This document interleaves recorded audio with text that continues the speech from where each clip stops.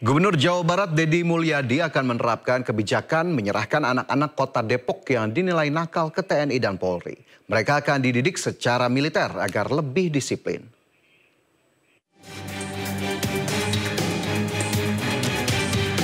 Gubernur Jawa Barat Deddy Mulyadi akan menerapkan kebijakan menyerahkan anak-anak kota Depok yang dinilai nakal ke TNI dan Polri. Rencananya kebijakan ini akan mulai diterapkan pada Mei 2025. Nantinya anak-anak akan dididik ala militer agar lebih disiplin. Pemprov Jabar akan menyiapkan anggaran selama 6 bulan hingga 1 tahun untuk pembinaan. Nah, itu kan diperlukan metodologi, selain metodologi kedokteran, kemudian psikologi, kemudian sosiologi kehidupannya, termasuk juga pola pendekatan militer. Nah, kelihatannya kan Tiongkok itu saya lihat melakukan itu. Sehingga anak-anaknya penuh harapan, kemudian energik, dan ini adalah masa depan. Dan kalau saya lihat, saya bicara dengan orang tua, itu tepuk tangannya kenceng banget. Artinya memang sudah menjadi keresahan. Enggak, bukan anak-anak di militer, orang tua yang sudah tidak punya kesanggupan untuk mendidik anaknya karena anaknya nakalnya luar biasa bisa diserahin ke kita, gitu loh. Jadi tidak ada unsur pemaksaan. Kalau orang tuanya nggak boleh, kita nggak akan. Sementara itu, seluruh jajaran TNI Polri di Kota Depok mengaku telah siap melaksanakan program militer untuk anak nakal. Apalagi jumlah kasus kenakalan anak dan remaja di Depok semakin tinggi. Tentunya kami sangat siap karena ini adalah tanggung jawab kita bersama. Bahwa kenapa anak-anak itu menjadi nakal, pasti ada penyebabnya. Mungkin kurang perhatian, mungkin kurang sosialisasi. Nah, ini yang kita edukasi.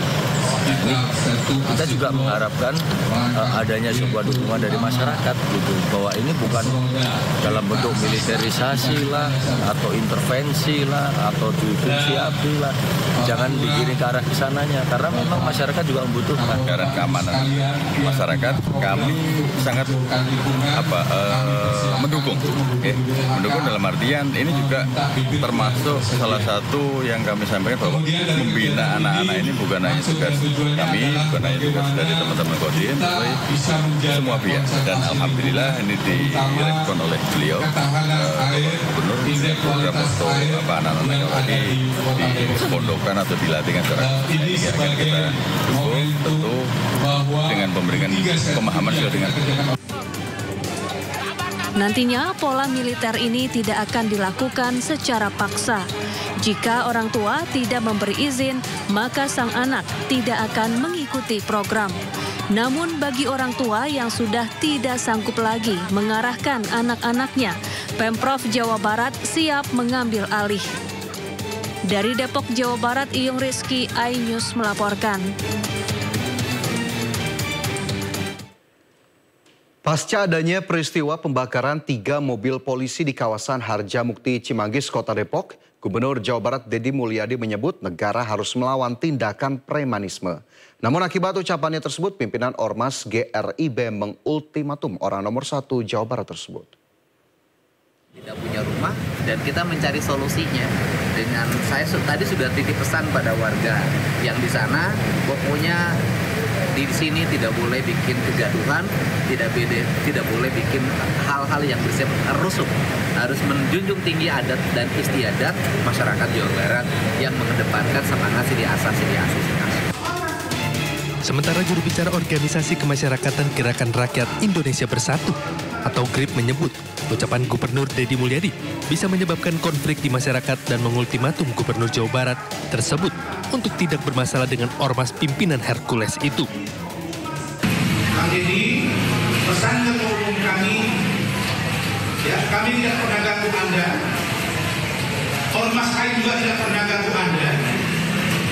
Jadi jangan ganggu ormas dan jangan ganggu kami. Ini warning, peringatan agar jangan terjadi kekacauan karena Anda penyebab. Kami sudah sampaikan, GRIB ini mandiri.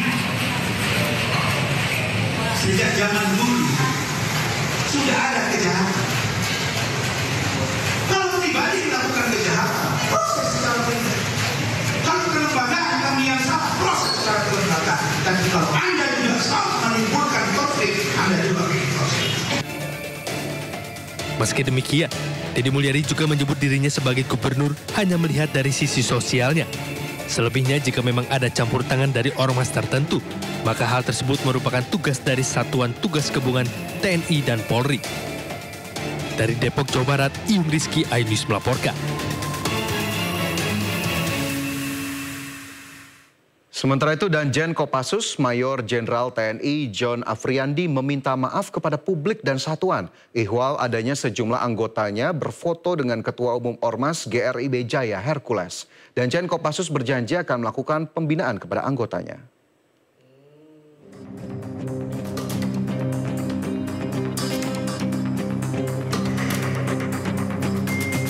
Anggota Kopassus yang berfoto dengan Hercules disebabkan karena ketidaktahuan terhadap perkembangan situasi saat ini.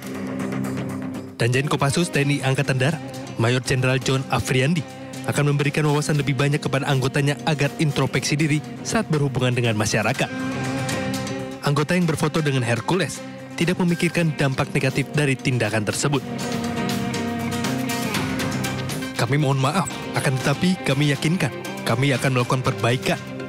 Anggota kami mungkin kurang mendapatkan informasi, sehingga kami akan memperbaiki diri.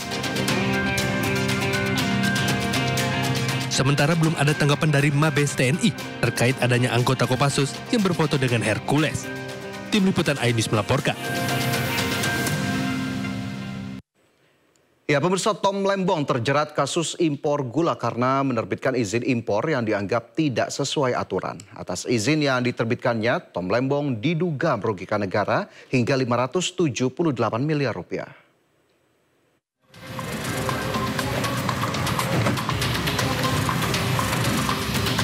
Mantan Menteri Perdagangan Thomas Trikasih Lembong terjerat dugaan korupsi impor gula pada tahun 2015-2016.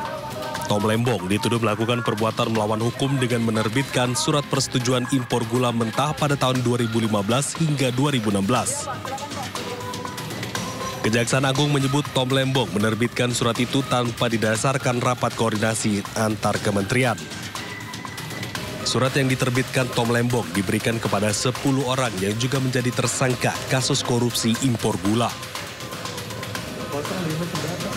Akibat keputusan itu, Tom Lembong dituduh telah memperkaya 9 pihak swasta dan merugikan negara. Meski 9 tersangka telah mengembalikan uang tersebut, namun mereka tetap diproses hukum bersama Tom Lembong. Total kerugian negara yang diakibatkan atas kasus ini adalah 578 miliar rupiah.